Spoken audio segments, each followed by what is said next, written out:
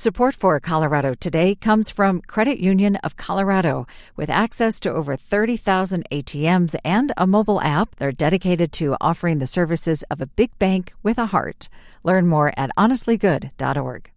Support for Colorado Today comes from Safeway. Shop online and get $30 off your first online order when you use code SAVE30 at checkout. Get the same prices, deals, and rewards as in-store. Get started at Safeway.com or the Safeway app.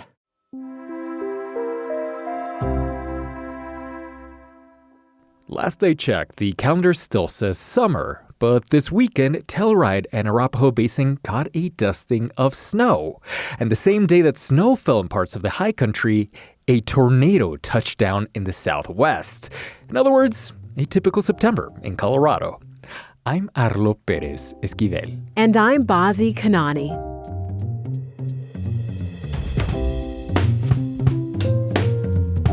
Coming up, an update on the investigation into the shooting at Evergreen High School, and students walk out in protest. Parents could talk to kids, definitely limit their screen time. Then, with immigration detentions happening on the streets, Hispanic Heritage Month celebrations are changing. I don't think we want to have that this year. Everything has to happen inside of the church. Plus, the Mormon church built a new gleaming temple on Colorado's western slope. The grounds are meticulous and clean, and it just shows what kind of community we want to be in. But some people in the community plan to steer clear. It's Monday, September 15th. Here's the news in Colorado today.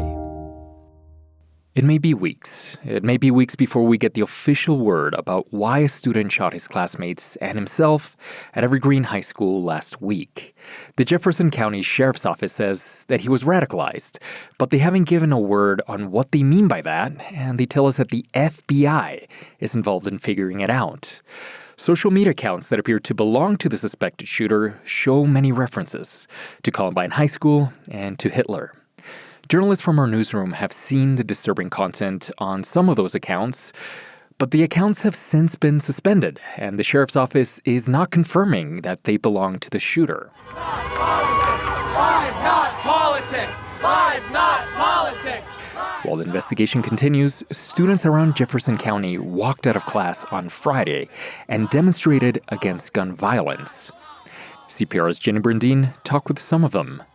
Jenny, what are some of the messages that we're hearing out of these walkouts? In Wheat Ridge, I saw hundreds of students on street corners at multiple big intersections. They expressed a lot of fear and anger. You had kids chanting things like, "Am I next?" Am I next? And they're baffled about why adults haven't done more to stop these incidents of violence at schools. Jackson Bowen and Will Dunning are 17 years old. We started with Columbine, now we're at Evergreen. Nothing's changed. Nothing has changed, and every time people, they brush it off. We come, we mourn our dead, and we keep going, and nothing changes. And our legislators need to be fighting with every fiber of their being to protect the kids in your community. Will hoped the images of kids out on the street protesting like this would make adults sick to their stomachs and motivate them to do more to protect them. We've been learning details about the suspected shooter, that he was radicalized online, as the sheriff's department has put it. What did the students say about that aspect of the situation?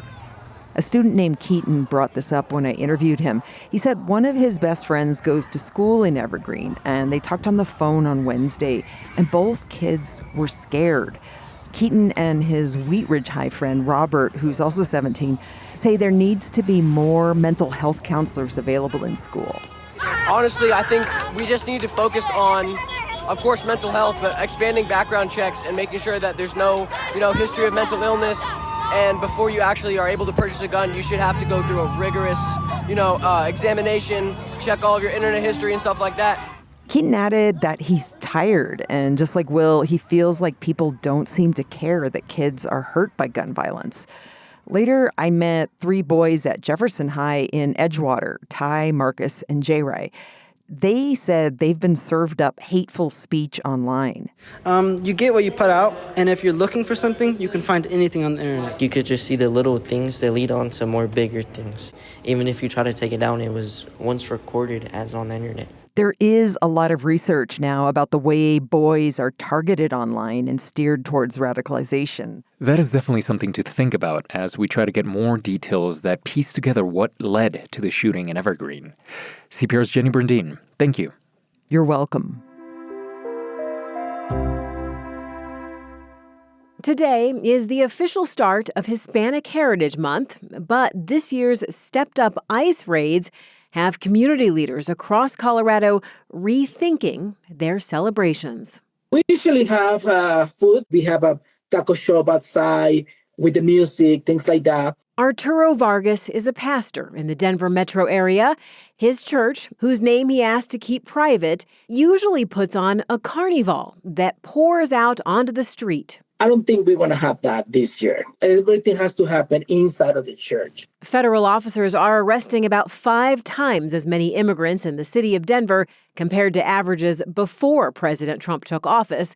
And many Hispanic Heritage Month organizations all over the state are nervous. Enrique Orozco Perez runs a nonprofit in Durango called Compañeros Four Corners Immigrant Resource Center. The organization offers legal services to immigrants and is getting ready to put on its 3rd Latin American cultural celebration. In the past, we've done it in the public park. This year, Orozco Perez says they'll use a local Unitarian church campus instead. And they're donating their entire campus, which is for us to celebrate on.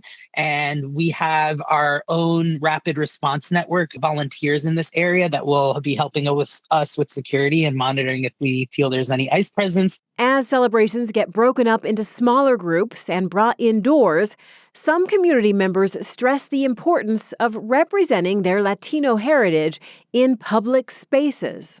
I don't want to go under the shadow and hide just for what I look like or what I am. Karen Collado just launched Latina Flavor Cafe and Catering in Thornton and celebrated its grand opening with a bite of Salvadoran culture. Hi, everyone. Thank you so much for gathering around. Pupusas, it is a corn-based dough with different fillings inside. Is there anyone that would like to try and make one with us? As those eager volunteers stuffed meat and cheese into a pancake-sized ball of dough, flattening it between their hands before throwing it on the griddle, Collado acknowledged the concerns that people in her community are feeling. I fear for all of our brothers and sisters. When the community is hurting, I hurt as well. National Hispanic Heritage Month has been commemorated for more than a half-century in the U.S. It starts in mid-September and spans 2 calendar months, so it can include as many independent states as possible for various Latin American countries. Lots of Colorado cities and arts and cultural organizations hold special events for the public. One you can check out later this month is a night of Afro-Mexican rhythm at the Betcher Concert Hall in Denver. It's called Latin Beats, Sonidos de las Americas. And you can find tickets for free on the Colorado Symphony website. The Church of Jesus Christ of Latter-day Saints is on a worldwide building spree. It's planning to open at least 15 new temples in the next few years in Zimbabwe and American Samoa and Grand Junction, Colorado. So having our temple here in Grand Junction, which will take me 5 minutes from my home, it's just like another dream come true. Anna Wright is a member of the LDS Church. The closest temple to her used to be nearly 3 hours away in southern Utah. Now, she hopes to attend the new temple every week. It's been under construction for years and is about to open. It's in a central location near downtown. And it's hard to miss. The building has an ornate, towering spire and a sprawling 7 acres of landscaped grounds. If you go to any temple, anywhere, the grounds are meticulous and clean, and it just shows what kind of, community we want to be in. A church spokeswoman says the opulence is intentional. It's meant to honor God. The worldwide expansion is part of a rebrand. The current president of the Church of Jesus Christ of Latter-day Saints said he had a divine revelation from God that the church be called by its full name, not Mormon. Spokeswoman Paige Storheim said she recognizes the religion and their new presence in Grand Junction is controversial. I know that there's resistance to it, and some people don't feel the way I do about the temple and about our church, and that's okay. One local woman, who we're calling by her middle name Lynn at her request, says she left the church in another state and moved to Grand Junction to try to get away. When she drives by the new building, it is painful. It's definitely painful. The church places a high importance on gender roles, with men as the head of the household. Lynn said it felt oppressive. Sacrifice, sacrifice, sacrifice, That is what defines Mormon women. She also objects to the money. LDS churches require members to give 10% of their income. The new church in Grand Junction will be the third in Colorado.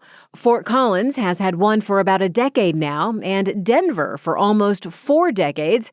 It'll hold open houses over the next 2 weeks and plans to dedicate the new church in October.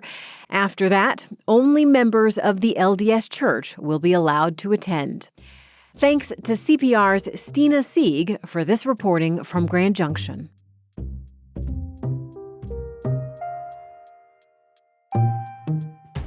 Reporting for today's show also came from CPR's Elaine Tassi, Jenny Bernardine, and Yesenia Robles. Thank you for your support of independent local news. Colorado Today is powered by the newsroom of Colorado Public Radio. You can make your donation at the link in our show notes. I'm Arlo Perez Esquivel. And I'm Bazi Kanani. This is CPR News.